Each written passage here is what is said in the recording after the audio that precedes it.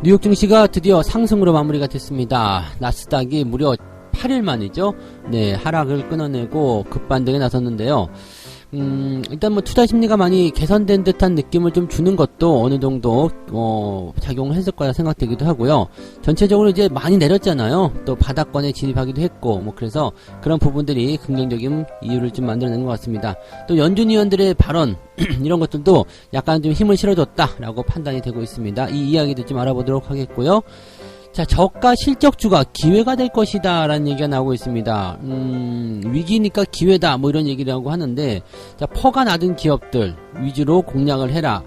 자, 근데 이제 이 퍼가 낮다는 것을 그냥 단순하게 보여지는 것만으로 해석하시면 안 됩니다. 왜냐면은 퍼가 낮은 것과 그 다음에 이것이 저평가주다라는 느낌은 좀 다른 거거든요. 그래서 요 부분들을 조금 구분지어서 설명을 좀 드리도록 하겠고요. 자, 9월의 내 마녀의 날, 오늘이 만기일입니다. 그래서 이제 변동성이 굉장히 커질 것이다 이런 전망들이 나오고 있는데, 내 마녀의 날은 사실 뭐 피하기가 어려운 그런 부분이긴 하죠. 그래서 변동성이 굉장히 크긴 클 텐데, 어제 우리가 시장의 변동성을 크게 보였단 말이에요. 그러니까 오히려 오늘 같은 날은 좀 상대적으로 덜하지 않겠느냐 라는 생각을 좀 해볼 수도 있을 것 같아요. 그래서 그런 내용들도 같이 좀 다 함께 알아보는 시간을 가지도록 하겠습니다.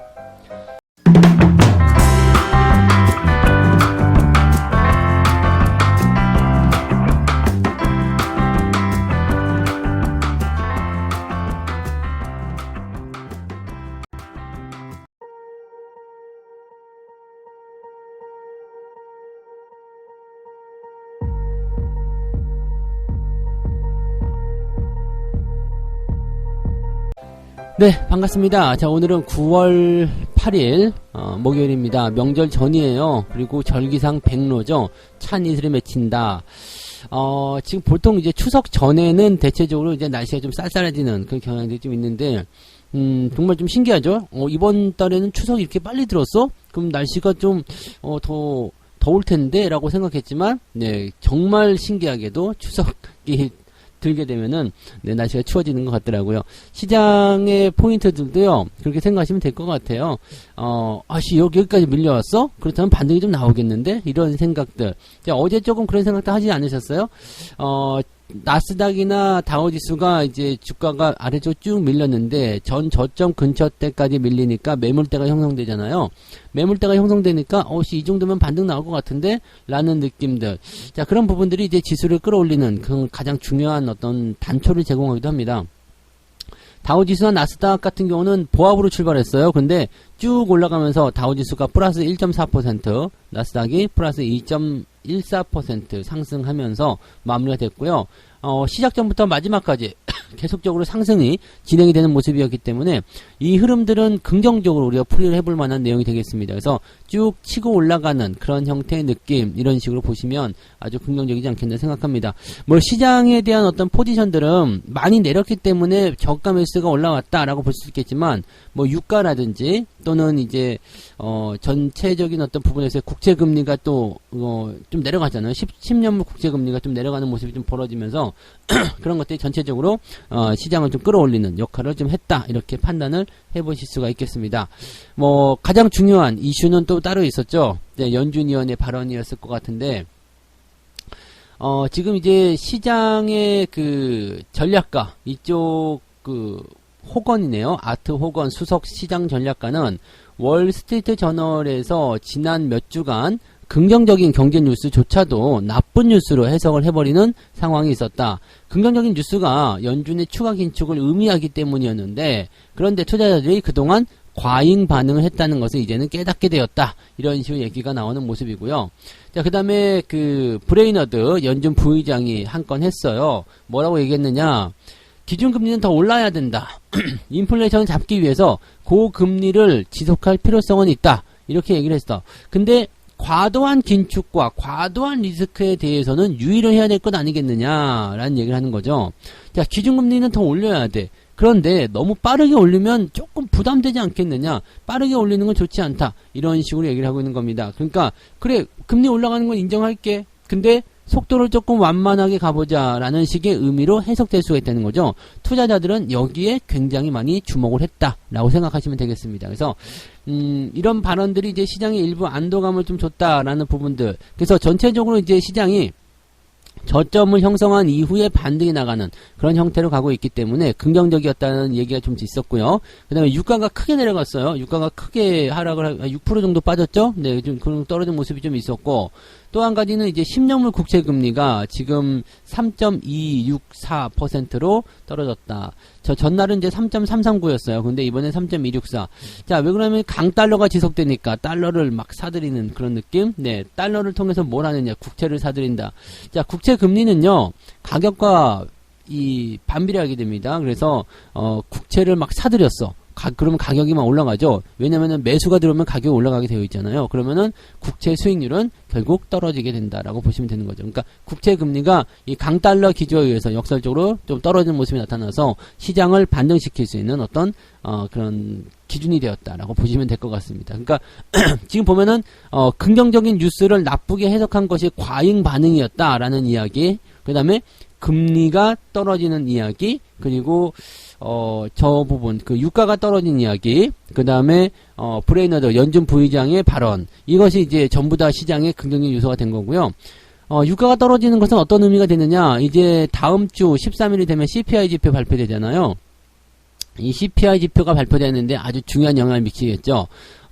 계속 에너지 가격이 떨어지고 있다는 부분은 일단 물론 경기가 둔화되고 있다는 어떤 신호를 받아들일 수 있겠습니다만 당장 중요한 거는 인플레이션 수치거든요. 인플레이션 수치가 낮아지고 있다는 것이 확인이 된다라면 시장은 더 좋은 환호성을 질러낼 수 있을 것이다 라고 이제 판단을 하는 부분들이 되는 겁니다. 그래서 그런 정도의 내용들을 우리가 참고하시면 될 것 같아요. 네. 자, 그래서 그런 정도 상황으로 미국 증시가 반등했다. 그럼 국내 증시는 어떨까요? 오늘은 변동성이 좀 있기 때문에 여기에 대한 주의가 좀 필요하다. 이거는 조금 이따가 설명을 다시 한번 드리도록 하겠습니다. 두 번째 이야기로 넘어가도록 하죠. 자, 두 번째, 위기는 기회다. 저가 실적주를 잡아라. 지금 이런 이야기 많이 들으셨을 거예요. 저가주, 실적주 이런 거 잡아야 된다. 물론 맞는 이야기예요. 네, 맞는 이야기입니다. 그래서 이제 가장 여기에서 중요한 것은 이제 퍼라는 것을 이제 기준으로 많이 세워놨잖아요. 이익에 비해서 지금 현재 수준이 어느 정도인지를 가늠할 수 있는 경제적 지표, 즉 퍼. 이 주가 수익 비율인데 이 퍼가 낮을수록 벌어들이는 돈에 비해서 주가가 낮게 평가받고 있다. 왜냐하면 퍼를 구하는 공식은 이익분의 주가예요. 그러니까 주가에는 비례하고 이익에는 반비례한다. 즉 퍼가 낮을수록 돈이 많이 벌리고 있다. 그 다음에 퍼가 높을수록 주가가 높아져 있다. 또는 이익이 낮아져 있다. 이런 식으로 해석이 되는 부분이거든요. 이 퍼에 대한 강의는 제 유튜브에서 그 퍼 강의 이렇게 찾아보시면 있습니다. 근데 주식 배우기 그 코너에 가시면은 퍼에 대한 강의가 자세히 있으니까 그 부분들을 한번 잘 살펴보시고, 이 퍼와 PBR 이걸 가지고서 이 자산가치, 그 다음에 이익가치 이런 걸 가지고서 이제 저평가 종목들을 찾아내는 경우들이 많이 있는데, 지금 현재 시점에서 가장 이제 주목을 받는 것이 자동차다라고 되어 있습니다. 현대차 같은 경우가 최근에 주가 20만원 넘었지만 퍼가 6.6배, 주가 상승 여력이 충분하다 이렇게 얘기가 나오고 있고, PBR은 0.6배. 그래서 현대차에 대한 관심이 계속 높아져 있다라는 부분이고요.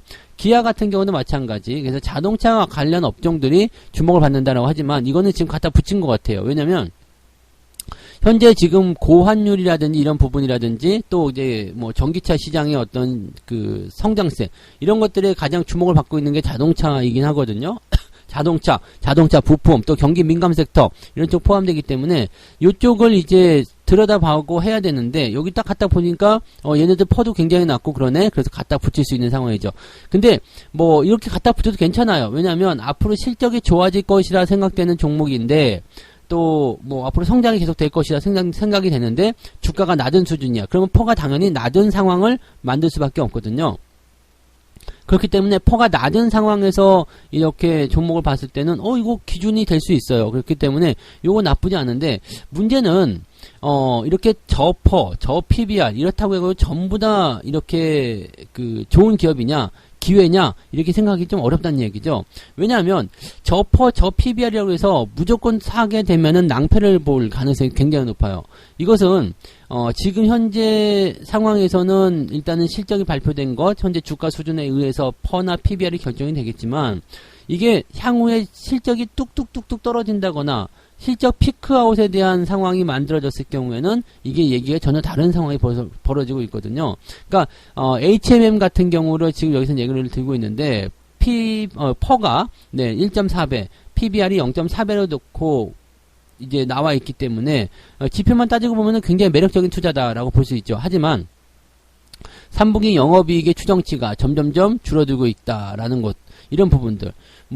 그 다음에 여기 은행주도 이야기하고 있지만, 은행주 같은 경우는 어차피 금리 인상이라든지 등등에 대한 얘기가 있기 때문에, 실적, 은행주, 돈놀이 하는 기업들의 실적 걱정하는 거 아니라고 했죠. 근데, 실적이 어떤 성장성이 좀 줄어드는 모습은 나올 수 있겠습니다만, 은행주들은 크게 걱정할 건 없겠지만, 시젠 같은 기업들 있잖아요. 시젠 같은 기업들은 실적이 크게 증가하면서 주가도 같이 올랐었죠. 그래서 퍼가 이렇게 형성되는 그 시젠 같은 경우는 이제 퍼가 굉장히 낮게 형성이 되어 있어요. 그렇지만 이 실적 같은 부분들이 크게 눈에 띄게 줄어드는 모습이 나타나면서 주가도 같이 떨어지고 있고, 근데 주가 떨어지는 폭보다 이 실적 하락폭이 더 크게 나타나는 모습이 나타나게 되면 전체적으로 퍼는 점점 올라가게 되어 있다는 얘기죠. 그러니까 지금 당장 퍼가 낮다고 해가지고 다 좋은 기업은 아니라는 얘기입니다. 즉 퍼가 낮은 기업들을 일단 기준으로 보시는 것은 괜찮아요.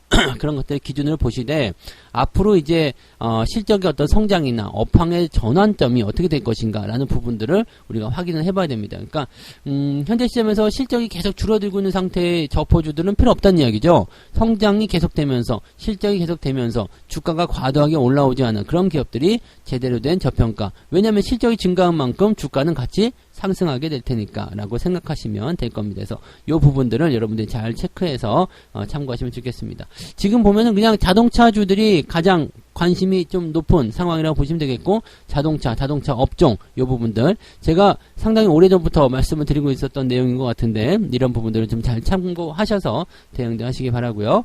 자, 세 번째 이야기, 오늘 만기일에 대한 이야기 좀 해보도록 합니다. 사실 만기일에 대한 포지션 변화가 나타나는 것은 당연한 얘기인데요. 요즘에는 약간 트렌드가 좀 이상하게 바뀌는 게 전날 많이들 움직이는 것 같아요. 당일날은 그냥 별 볼 일 없이 진행이 되고, 전날 포지션 변화를 많이 가져가더라고요. 그래서 그 당일날이 아닌 그 전날 변동성이 좀 커져 있다라는 것을 우리가 좀 참고해 볼 필요가 있겠고요. 지금 그 주가지수 선물 옵션, 개별 주식 선물 옵션, 이 모든 것이 다 만기가 오는 그런 날이에요. 그러니까 이 포지션을 정리하는 그런 정리 매물이 쏟아지기 때문에 변동성이 커진다라고 되어 있는데, 그걸 포지션을 미리 정리한 거 아니냐라는 식의 느낌이 좀 올 수도 있습니다. 근데 어쨌건 간에 지금 만기일에서는 마지막까지는 이제 끝나는 그날까지 장이 종료되었습니다라고 알림이 오는 그날 그 순간까지도 긴장을 늦춰서는 안 되는 것이 맞는 이야기고요. 특히 이제 증권가에서는 이번 만기일, 즉 오늘 변동성이 좀 클 것으로 예상을 하고 있다고 합니다. 투자 환경도 불안해져 있고, 그 다음에 지금 환율도 높아져 있는 상태이고, 이렇게 나왔기 때문에 좀 불안하다. 그 다음에 경제지표 그 지수를 끌어올릴 만한 그 우호적인 환경이 별로 없다. 보통은 이제 만기일에서 포지션 정리하기 싫고 앞으로 더 괜찮을 것 같다 싶으면 롤오버, 즉 비용을 조금 지불하면서 그 만기를 다음으로 넘기는 그런 경우들이 많이 있거든요. 근데 그런 것들이 이제 시장이 불안하면 안 나오고 그냥 포지션 정리해버리는 수가 있거든요. 그러니까 그런 것들에 대한 부분들이 어떻게 나오느냐라는 부분이 되는 거죠. 그러니까 약간 불안하다 이런 얘기죠. 지금 불안한 상태에서 이 만기를 맞이했기 때문에 워낙 큰 포인트가 올 것 같다라고 얘기를 하는 부분입니다. 지금 이것을 이제 생각해보면, 이번에 태풍 있었잖아요. 태풍이 바람이 굉장히 센 그런 시간에 바다의 만조 이런 게 왔을 때는 해일이 걱정된다 이런 것처럼, 안 그래도 상황이 별로 안 좋은데 만기까지 겹치냐 이렇게 나오는 그런 상황이라고 생각하시면 되는 거죠. 자, 근데 지금 현재 시점에서는 미국 증시도 반등을 한 상태이기도 하고, 또 그 다음에 우리는 명절 연휴로 들어가고 어제 변동성을 굉장히 많이 보여줬기 때문에 오늘은 그렇게 특별하게 변수가 많이 나타나거나 그러진 않을 것 같아요.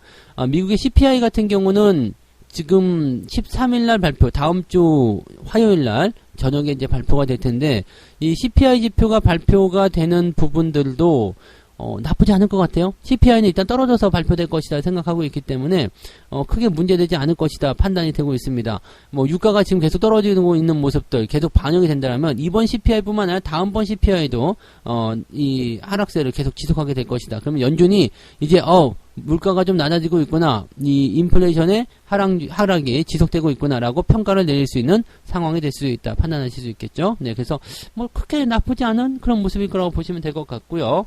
우리나라 증시가 이제 가장 큰 변수가 되는 것은 이제 연휴예요.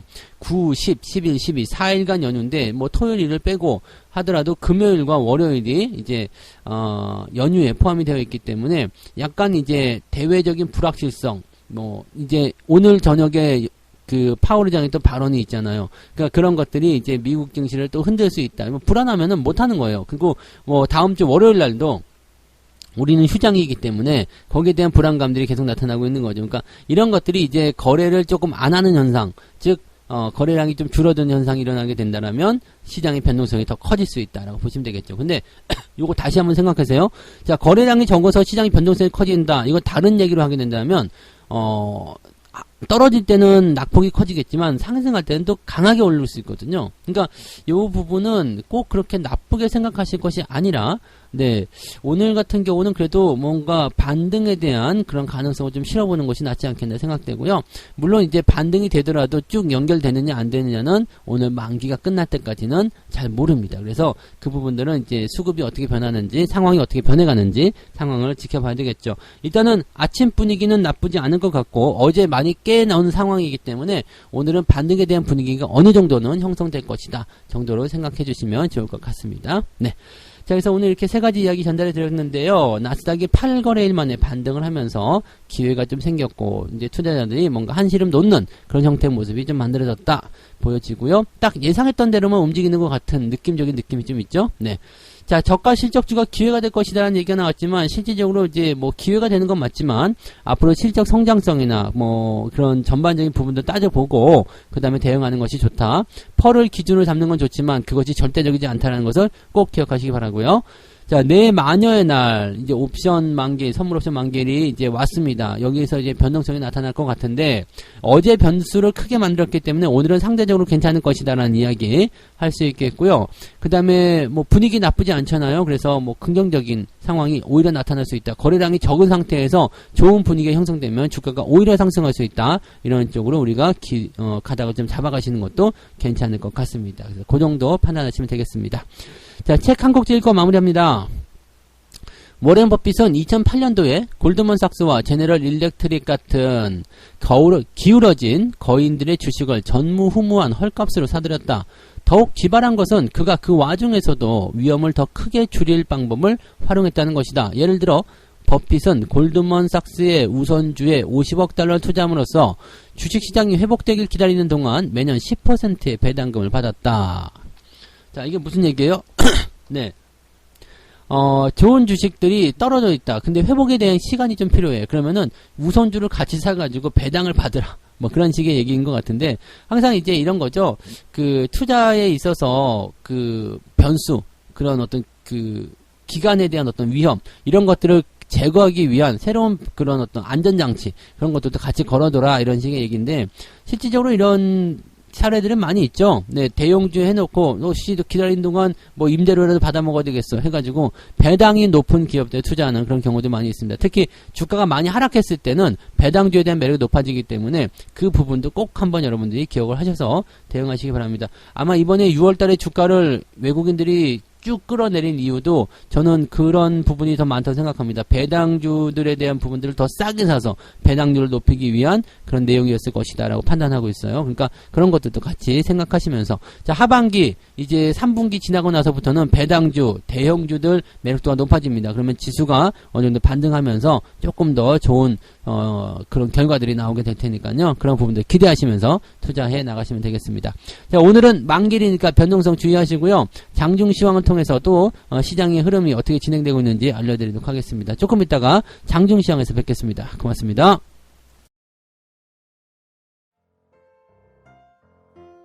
본 방송에서 제공되는 모든 정보는 투자 판단의 참고 자료이며 투자의 최종 책임은 본 방송을 이용하는 본인에게 있습니다.